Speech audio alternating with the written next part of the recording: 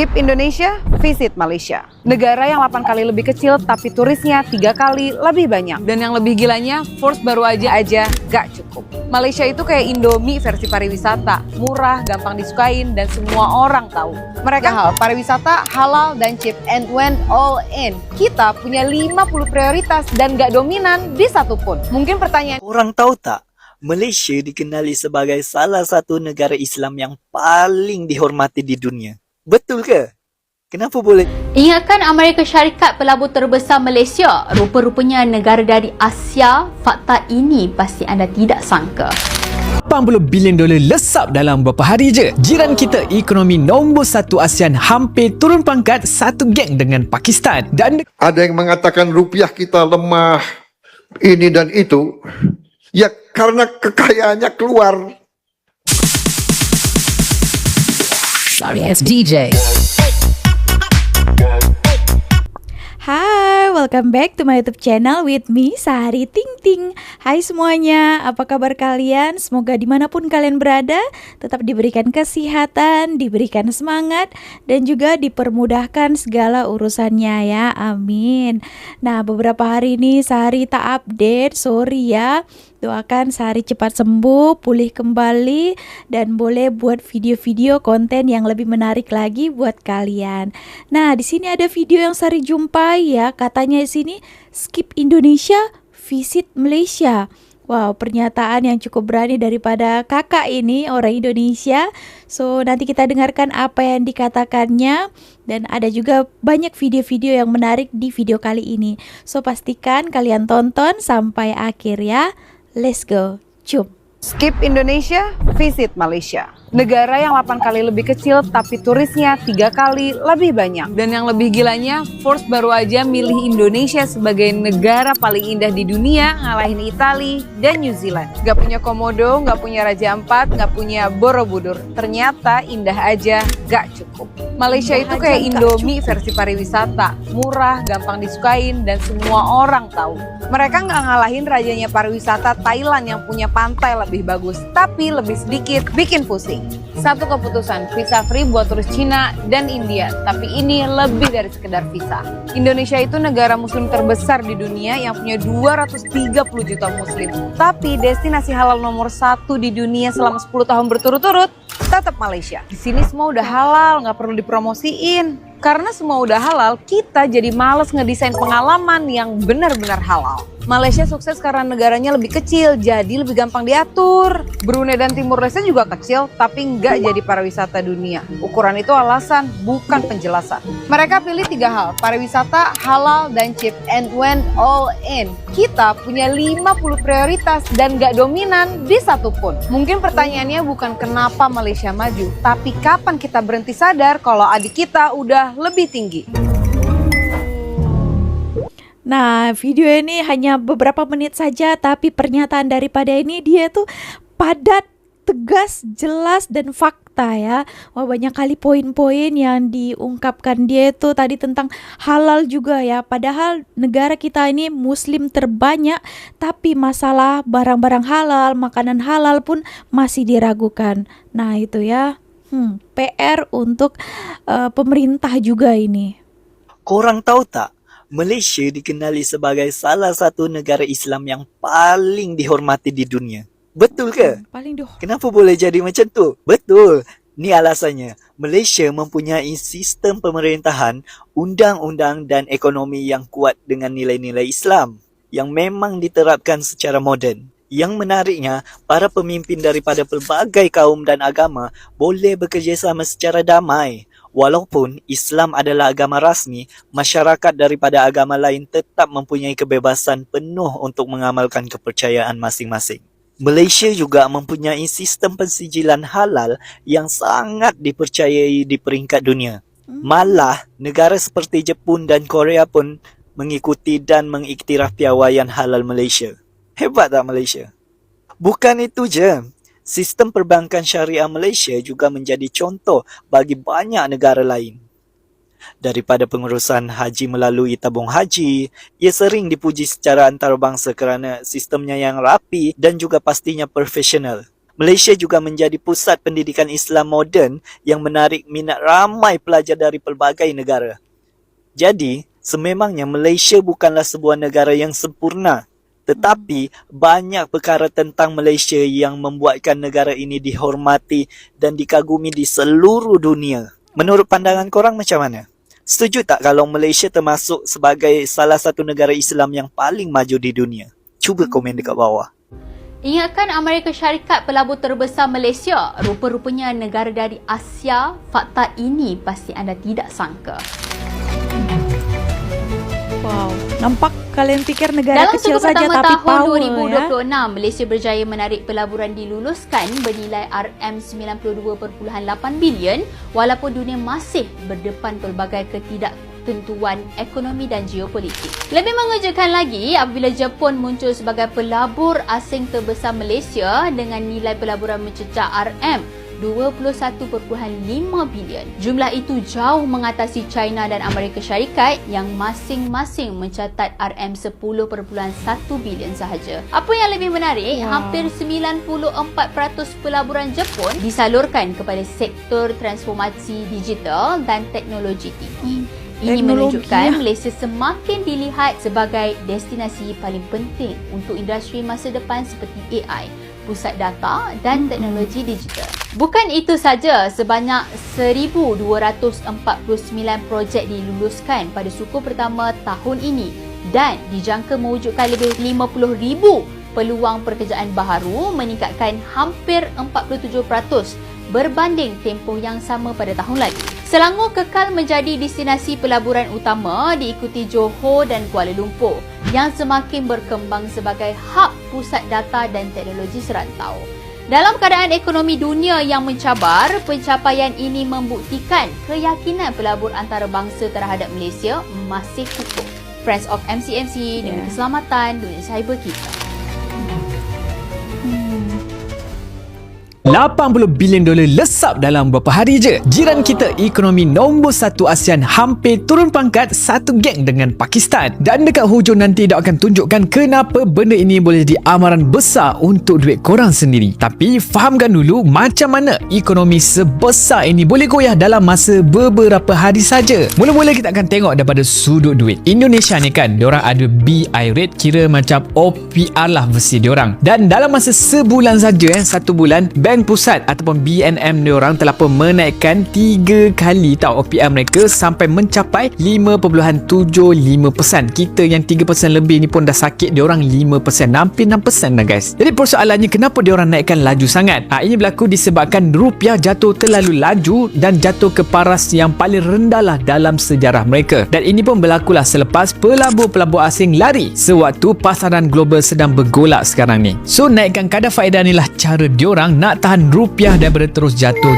dan jatuh. Tapi itu baru separuh cerita tau. Sebab yang membuatkan pelabur betul-betul cuak bukannya kadar faedah, ada benda lain yang lagi besar. So kalau korang nak tahu kan, ada satu badan yang namanya ialah MSCI, di mana mereka lah yang akan tentukan kelas pasaran saham seluruh dunia. Korang anggap macam liga bola lah, senang cerita kan. Ada yang liga yang utama, ada liga yang bawah. So pada Januari lepas, MSCI telah memberikan amaran yang Indonesia boleh kena turunlah ke liga yang bawah daripada liga ataupun level emerging kepada frontier. Which is ini dah satu geng lah dengan Pakistan tadi. Antara sebab kenapa mereka diturunkan adalah saham tak telus, and then free float share pun rendah 5% saja, tapi mereka sedang nak naikkan, dan duit pun tertumpulah kepada segelintir orang saja. Dan yang paling teruk, ada tanda yang harga ataupun saham ini dimanipulasi. So kalau Daus nampak kan stok ini ada manipulation, memang takkanlah nak invest. Dan kesannya pasaran ataupun market telah pun terjun dengan teruk sampaikan Indonesia terpaksa lantik ketua bursa baru untuk memulihkan keadaan ataupun keyakinan lah dalam market. Dan ini yang paling mengurungkan. Tahun ini saja pasaran saham Indonesia dah jatuh hampir 31%. Itu adalah yang paling teruk tau di antara 90 lebih pasaran ataupun market yang adalah dalam seluruh dunia. Paling teruk di dunia guys. Susah nak dapat ranking ni. So kalau betul mereka tiba-tiba kena turun pangkat esok, bayangkan sampai 13 bilion dolar duit asing boleh terus cabut dalam sekelip mata saja. So macam mana sekarang? Jadi beberapa hari lepas MSCI dah tandalah isu ketelusan Indonesia sebagai negatif, dan keputusan rasmi sama ada dia kekal ataupun jatuh liga ataupun daripada emerging kepada frontier ini akan keluar esok 23 Jun. Jadi setakat ini ramailah penganalisis menjangkakan yang Indonesia akan kekal selamat, kekal level emerging. Risiko jatuh itu rendah. Tapi tak boleh relax lah sebab banyak lagi kena baiki. Mereka dah nak jatuh dah ni, lagi sikit saja nak jatuh. Dan dalam masa yang sama kan, ini benda yang Daus nak korang ingat, di mana satu pasaran yang besar macam ni, nampak kukuh macam ni, market macam ni kan boleh terbalik dalam masa beberapa hari saja. Dan korang bukan rugi sebab korang pilih saham yang salah. Boleh jadi korang pilih saham yang perform company dan mantap, revenue naik semua, tapi korang rugi sebab korang terinvest dalam market yang terkesan besar yang sedang turun macam ni. Padahal korang dah buat kajian dengan menyeluruh dengan sebaik mungkin. Jadi itu penjelasannya ya, daripada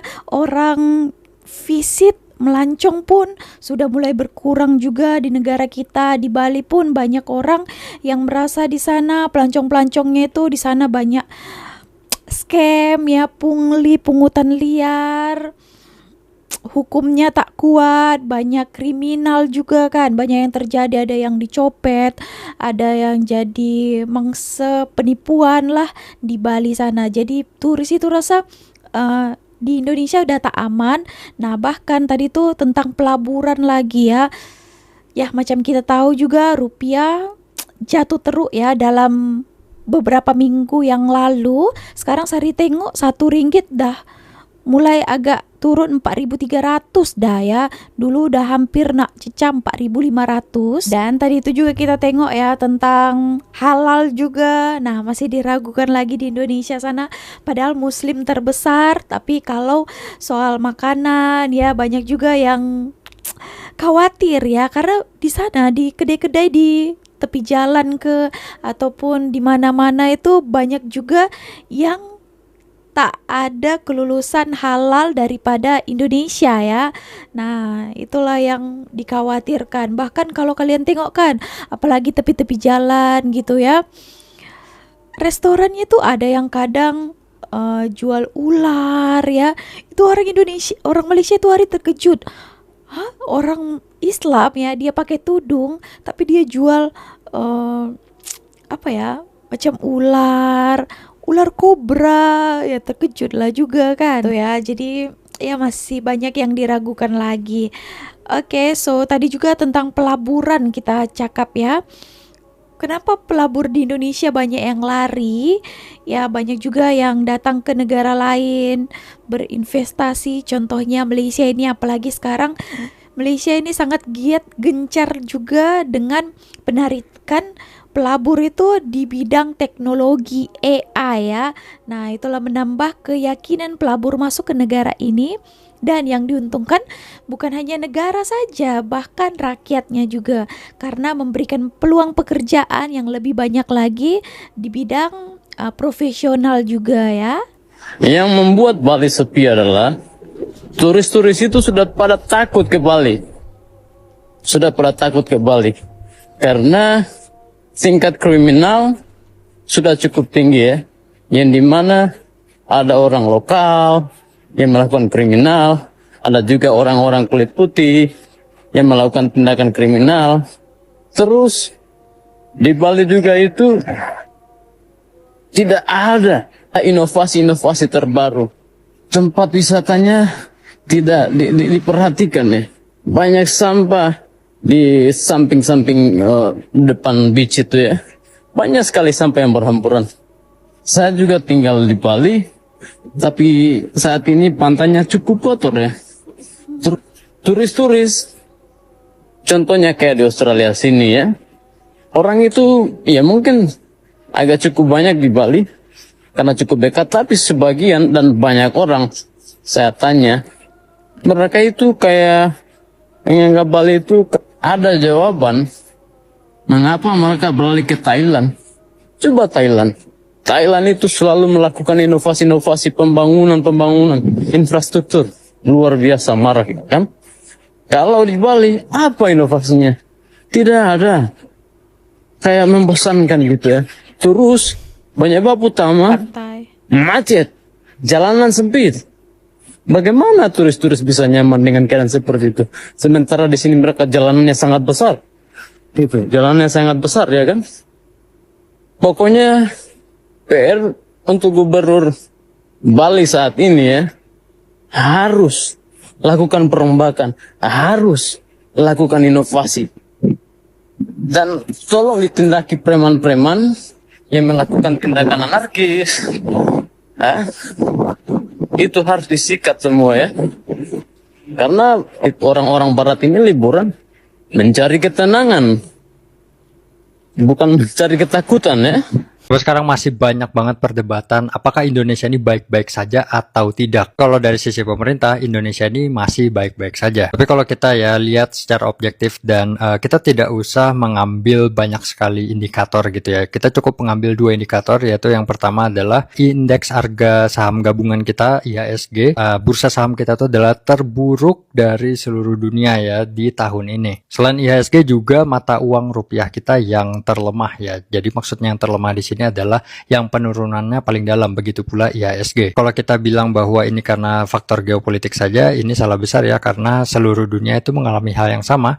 Namun penurunan dari IHSG ataupun dari mata uang kita itu yang paling lemah di seluruh dunia. Dan penurunan ini bukan penurunan sejak perang Iran dan Amerika saja ya. Mana kalau gue lihat dan telusuri, itu penurunannya sudah sejak diumumkannya struktur APBN kita. Jadi investor itu sepertinya tidak suka dengan struktur APBN dan proyek-proyek pemerintah yang baru. Ya tentu ini masih asumsi ya, karena gue lihat dari timelinenya itu penurunannya sejak saat itu. Dan kalau kita lihat ya, kenapa investor itu sepertinya tidak senang dengan proyek-proyek pemerintah yang baru, dan kenapa saat pemerintahan yang lama itu sepertinya investor itu cukup suka. Makanya IHSG kita cukup stabil, nilai tukar kita memang melemah tapi kecepatannya tidak signifikan ya, jadi memang masih relatif stabil. Nah, apa yang membedakan gitu ya? Nah, kalau misalnya kita lihat ya, pemerintahan sebelumnya itu fokusnya itu di infrastruktur, jadi pembangunan seperti jalan tol, seperti pelabuhan, seperti bandara, intinya infrastruktur yang benar-benar jadi ya ada kelihatan bangunannya. Dan investor sebenarnya cukup suka dengan pembangunan infrastruktur ya, karena dengan adanya pembangunan yang lebih memadai itu akan bisa mengefisiensi biaya-biaya logistik, ataupun ya jadi ada nilai ekonomi di situ. Misalnya yang tadinya daerahnya tuh pelabuhannya jelek gitu ya, dan sedikit kapal yang bisa berlabuh.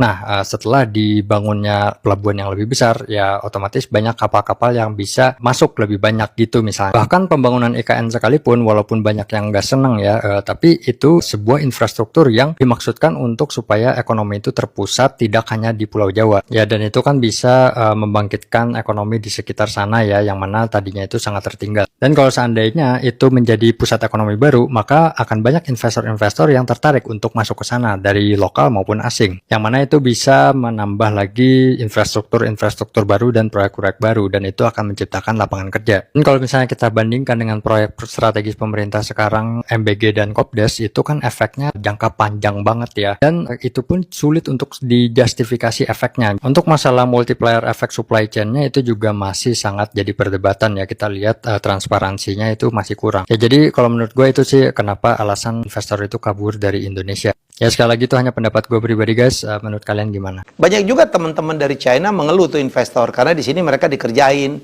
ditipu, terus mereka juga komplain izinnya tidak segampang di China. Ya di sini izinnya kan berbelit-belit.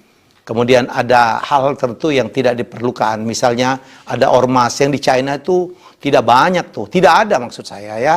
Jadi makanya mereka sekarang lebih banyak nyangkutnya mana ke Vietnam, karena Vietnam itu menurut saya Cina filial tuh. Ya kan, ideologinya sama-sama komunis, satu mainland tuh. Jadi kalau mereka ngirim barang mob the mob, bikin pabrik mah gampang sekali tuh, cuman pakai truk aja udah jalan. Kultur orangnya sama. Ya, jadi kita belajar, kita jangan cuman mengeluh, jangan cuman ngata-ngatain aja. Ya, belajarlah, terus belajar ya. Makanya itu juga tujuan saya, ya sudah 7 batch gitu, mengajak orang untuk yuk kita belajar bisnis dari China. Kenapa mereka demikian maju? Kenapa mereka bisa memproduksi demikian murah? Jangan marah-marah asing karena kita tidak mampu bersaing. Mari kita bersaing dengan China, minimal kita jadikan teman, minimal kita belajar dari mereka. Kenapa mereka bisa seperti itu? Mari kita terus belajar. Jangan pernah berhenti belajar. Jangan cuma ngata-ngatain orang tanpa tahu yang sebenarnya terjadi. Saya pikir udah bagus tuh mereka masuk Indonesia membuka ekonomi. Ya nggak mungkin juga mereka membawa tenaga kerjanya semua dari sana kalau di sini ada. Karena secara UMR Indonesia tetap lebih murah walaupun produktivitasnya kalah dari tenaga kerja dari China. Ya, tapi kalau kita bisa tunjukkan mempertinggi produktivitas, jangan banyak mengeluh, saya pikir orang-orang China juga, ya investor China juga akan berpikir. Mari kita punya sikap positif yang seperti itu. Ada yang mengatakan rupiah kita lemah, ini dan itu. Ya karena kekayaannya keluar. Kalau darah kita, tiap hari darah kita keluar, di ujungnya badan kita kolaps, mati. Kalau kita lihat selama 42 tahun, kekayaan kita sebenarnya adalah 683 miliar dolar. Kalau sekarang ada yang mengatakan rupiah kita lemah, ini dan itu, ya karena kekayaannya keluar. Kalau darah kita, tiap hari darah kita keluar, di ujungnya badan kita kolaps, mati. Begitu kayanya Republik kita. Tiap tahun kekayaan kita diambil keluar, kita masih berdiri. Tadi pidato dari Bapak Presiden kan macam tak ada solusi, katanya cuma ada orang kata rupiah melemah, Indonesia akan kolaps. Padahal kekayaan kita banyak ya.